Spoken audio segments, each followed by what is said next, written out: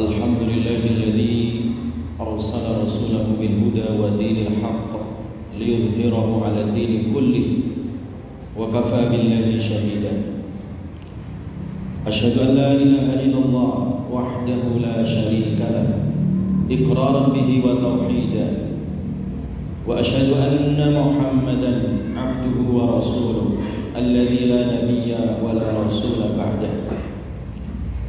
Allahumma salli wa sallim wa barik ala sayyidina Muhammadin wa ala alihi al-tahirin at-tayyibin wa ashabihi ajma'in wa man sara ala nahjihim ila yaumiddin. Faqad qala ta'ala fi kitabil karim, ya ayyuhalladzina amanu taqullaha wal tanzur nafsum ma qaddamat lighad wattaqullaha innallaha khabirum bima ta'malun. Amma ba'du ayyuhal muslimun, usikum wa nafsi bittaqwallah faqad fazal muttaqun. Kaum muslimin sidang Jumat yang diberkahi oleh Allah Subhanahu wa taala, marilah kita senantiasa meningkatkan kualitas ketakwaan kita kepada Allah Subhanahu wa taala.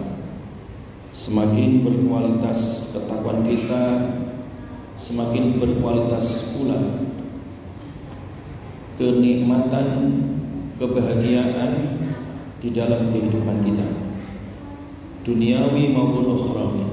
Semakin bertakwa berarti semakin cinta kita kepada Allah dan semakin cinta kepada Rasulullah SAW.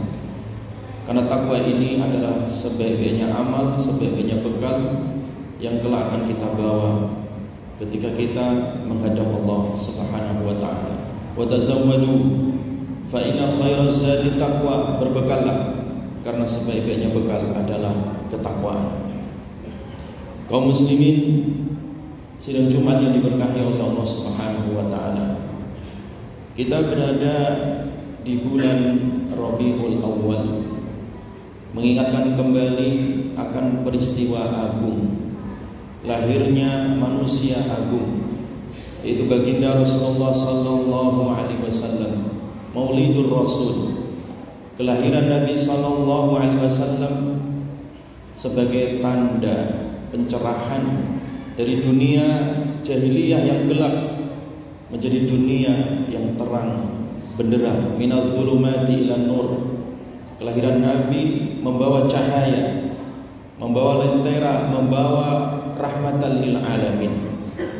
Dan Allah pilih bulan Rabiul Awal sebagai bulan lahirnya baginda Rasulullah sallallahu alaihi wasallam. Nabi tidak dilahirkan di bulan Ramadan sebagaimana Al-Quran diturunkan di dalamnya, dan juga Nabi tidak dilahirkan pada Ashhurul Hurum, bulan-bulan haram, yaitu bulan Rajab, Dzulqa'dah, Dzulhijjah, Muharram. Nabi tidak dilahirkan di bulan-bulan Muharram, bulan-bulan haram, ataupun bulan yang lainnya, tetapi Allah memilih bulan Rabiul Awal. Rabiul Awal artinya bulan di mana bumi ini bersemi. Bumi yang asalnya gersang, ketika bulan Rabiul Awal, Mekah dan Madinah begitu hijau. Itulah yang disebut dengan bulan semi.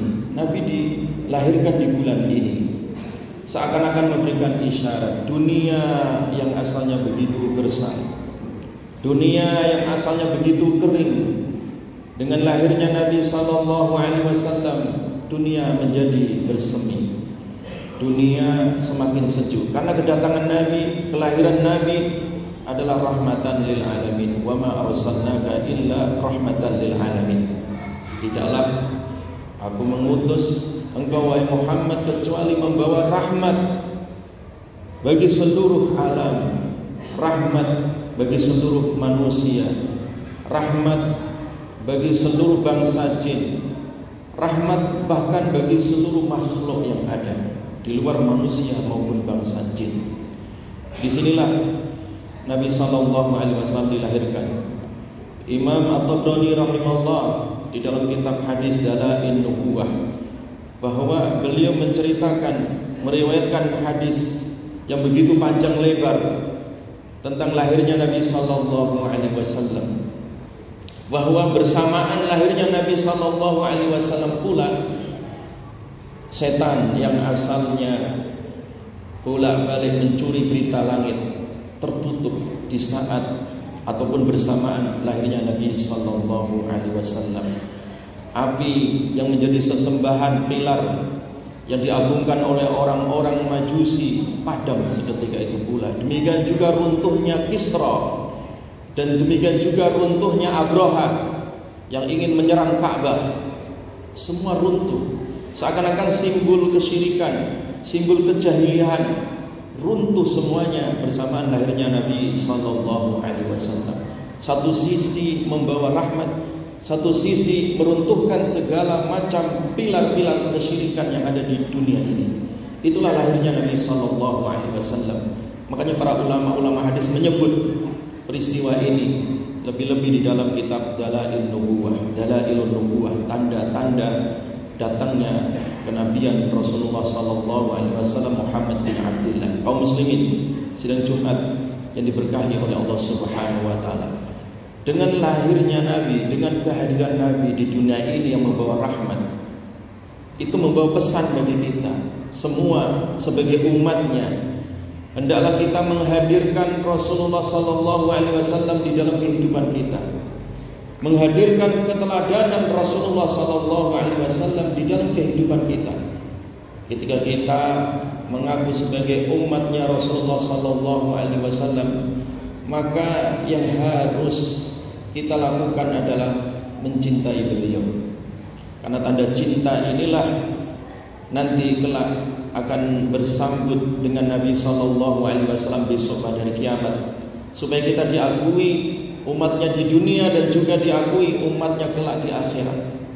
Datang seorang sahabat kepada Nabi SAW bertanya tentang kiamat, bertanya tentang akhirat. Kemudian Nabi bertanya, wa madza a'dadta laha, apa yang kamu siapkan untuk menyambut kiamat, menyambut akhir kelak? Ya Rasulullah, saya belum siap sebenarnya, tetapi yang aku sudah siapkan adalah bahwa inni uhibbuka ya Rasulullah, sesungguhnya aku sangat mencintaimu. Maka Nabi SAW menjawab, anta ma'aman ahbabta, kalau begitu nanti kelak kamu akan dibangkitkan bersama orang yang kamu cintai. Sahabat ini kemudian tersenyum, sahabat ini kemudian bangga, dan sahabat ini kemudian sangat-sangat bahagia ketika dikatakan engkau bersama orang yang kamu cintai. Dan dia mengatakan, sesungguhnya aku mencintai Rasulullah sallallahu alaihi wasallam. Sehingga bahkan Ada seorang sahabat lain yang sangat mencintai Nabi sallallahu alaihi wasallam. Ketika satu hari saja tidak melihat Rasulullah sallallahu alaihi wasallam, ia jatuh sakit. Ketika sakit, maka Nabi menjenguknya. Sakit apa dan apa penyebabnya? Maka sahabat ini mengatakan, "Ya Rasulullah, wahai Rasulullah, kalau aku di dunia, aku masih bisa melihatmu pagi maupun petang. Tetapi aku berpikir kalau kelak aku mati dan engkau juga diwafatkan oleh Allah Subhanahu wa taala dan engkau masuk surga, tentu surgamu bersama para nabi dan rasul. Sementara aku orang miskin, sementara aku orang biasa. Aku khawatir, khasyitu alla araka. Aku khawatir nanti tidak berjumpa denganmu di akhirat ya Rasulullah." Ini saking cintanya para sahabat itu. Kalau nggak melihat Nabi sehari bisa jatuh sakit. Maka kemudian turunlah ayat, "Wa may yuti'illaha war rasula fa ulaika ma'al ladzina an'ama Allahu 'alaihim minan nabiyyin." Al-ayat. Siapa yang taat kepada Allah, taat kepada Rasulnya, maka kelak mereka akan dibangkitkan, dikumpulkan bersama orang-orang yang telah Allah beri nikmat, yaitu dari kalangan para nabi. Artinya dengan ayat ini siapapun orangnya dari umatnya Nabi sallallahu alaihi wasallam, ketika dia mencintai Nabi, taat Nabi, mengikuti perintah Nabi, menjauhi larangan Nabi, untuk cinta kepada Allah, maka dia kelak akan bersama Rasulullah sallallahu alaihi wasallam. Ini ayat menjadi kabar gembira bagi kita semua. Jadi kalau kita ingin di dunia diakui oleh umatnya Nabi, di akhirat juga sama, ingin bertemu Nabi sallallahu alaihi wasallam, maka hadirkan Rasulullah di dalam kehidupan kita dengan cara kita taat, kita mengikuti, kita meneladani, kita mencontoh kehidupan Rasulullah sallallahu alaihi wasallam. Ketika kita mencontoh kehidupan Rasulullah, menghadirkan kehidupan Rasulullah di dalam kehidupan kita, kita tidak hanya mencontoh dalam hal-hal yang sifatnya wajib saja, tidak dalam hal yang sifatnya sunnah saja, bahkan hendaklah kita mencontoh Nabi dalam hal-hal yang sifatnya mubah. Hal-hal yang sifatnya mubah. Sahabat Anas bin Malik radhiyallahu anhu mencontoh Rasulullah sallallahu alaihi wasallam dalam semua kehidupan. Bahkan sahabat Anas bin Malik yang merupakan pembantu Nabi sallallahu alaihi wasallam, beliau membantu 10 tahun lebih, seumur hidup membantu Nabi sallallahu alaihi wasallam. Beliau mengatakan bahwasanya aku melihat Nabi sallallahu alaihi wasallam yu'jibu dubba. Nabi sallallahu alaihi wasallam itu kalau makan suka makan namanya ad-dubba. Dubba itu labu, waloh atau labu. Nah, seketika aku melihat Nabi memakan labu ataupun waloh, dari buah labu ataupun waloh, seketika itu aku juga suka makan labu ataupun waloh. Orang makan sesuatu itu sifatnya mubah, ya, selama dia halal.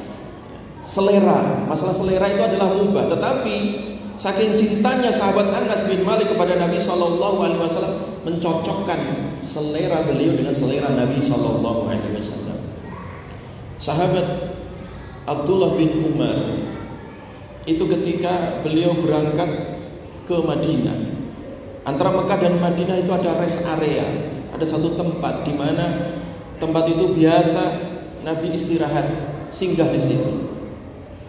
Pasca wafatnya Nabi sallallahu alaihi wasallam, setiap kali sahabat Abdullah bin Umar ketika pergi antara Mekah dan Madinah selalu mampir di tempat itu. Masalah kita mampir di tempat rest area itu sifatnya mubah, ya. Tetapi karena saking cintanya sahabat Abdullah bin Umar, beliau ketika istirahat di satu rest area selalu memilih tempat di mana tempat itu pernah disinggahi oleh Nabi sallallahu alaihi wasallam. Itulah cinta, ya. Tidak hanya mengikuti Nabi dalam hal-hal yang wajib ataupun hal-hal yang sunnah, tetapi mengikuti Nabi sallallahu alaihi wasallam dalam hal-hal yang sifatnya mubah, sifat selera, sifat masalah Nabi pernah mampir di tempat ini, di tempat itu sifat mubah sifatnya. Tetapi karena kecintaan yang begitu luar biasa, para sahabat pun mencocokkan selera mereka atau perkara-perkara yang mubah dengan cara Nabi Sallallahu Alaihi Wasallam, karena itu sebagai bentuk wujud kecintaan kepada Rasulullah Sallallahu Alaihi Wasallam. Itu yang disebut dengan husnul mutaba'ah. Kita mengikuti Nabi dengan cara yang terbaik dalam segala elemen kehidupan, bahkan dalam hal-hal yang sifatnya dianggap sepele ataupun sifatnya kecil, hal-hal yang sifatnya remeh-temeh menurut kita. Tetapi ketika itu kita mencontoh Nabi Sallallahu Alaihi Wasallam, sungguh pahalanya akan menjadi besar, menjadi pahala yang agung. Dicontohkan bahwa Nabi Sallallahu Alaihi Wasallam itu adalah teladan dalam segala hal, teladan dalam diri beliau, dalam rumah tangga beliau, dalam bermasyarakat, kehidupan berbangsa dan bernegara, bahkan kehidupan global sebagai rahmatan lil alamin. Ibunda Aisyah radhiyallahu anha, istri beliau, ketika ditanya tentang bagaimana kehidupan Nabi Sallallahu Alaihi Wasallam, bagaimana kaifa kana khuluqun Nabi Sallallahu Alaihi Wasallam, ketika ibunda ditanya, wahai ibunda, bagaimana kehidupan Nabi Sallallahu Alaihi Wasallam, bagaimana akhlak Nabi Sallallahu Alaihi Wasallam, maka ibunda Aisyah kemudian menjawab, afala taqra'ul Quran, bukankah kalian telah membaca Al-Quran? Qalu bala, betul kami membaca Al-Quran. Maka ibunda mengatakan, ala khuluquhu Al-Quran, bahwa ingatlah akhlak Nabi itu adalah Al-Quran, Al-Quran yang berjalan.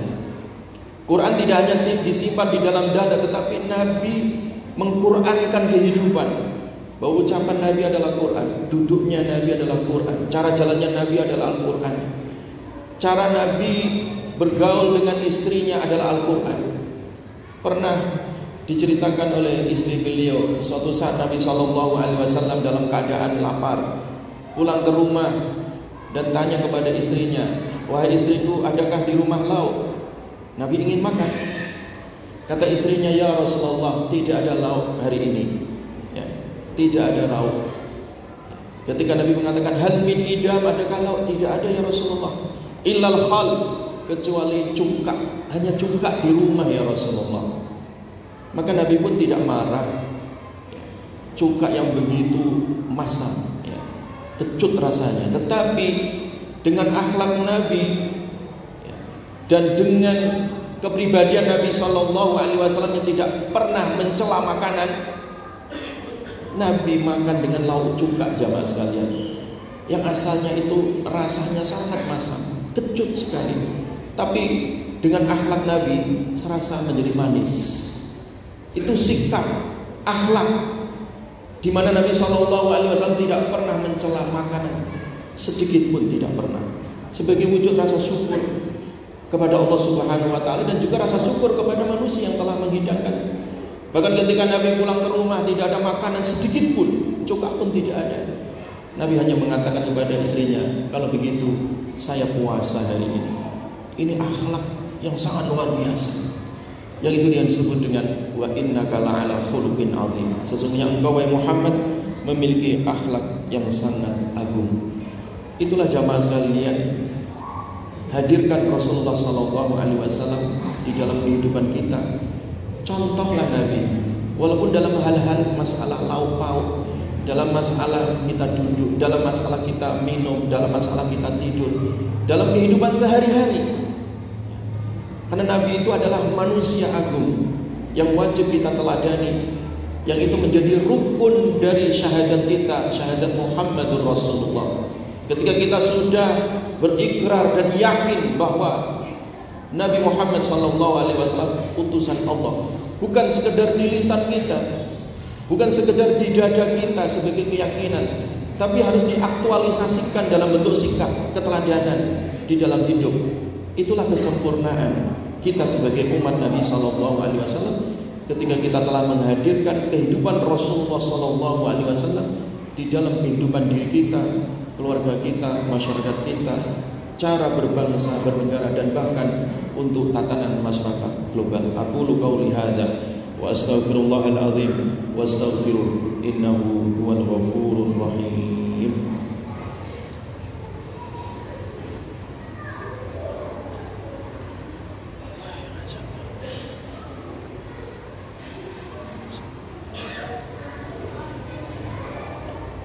Alhamdulillah, innal hamdalillah nahmaduhu wa nasta'inuhu wa nastaghfiruh wa na'udzu billahi min shururi anfusina wa min sayyiati a'malina. May yahdihillahu fala mudilla lahu wa may yudlil fala hadiya lahu.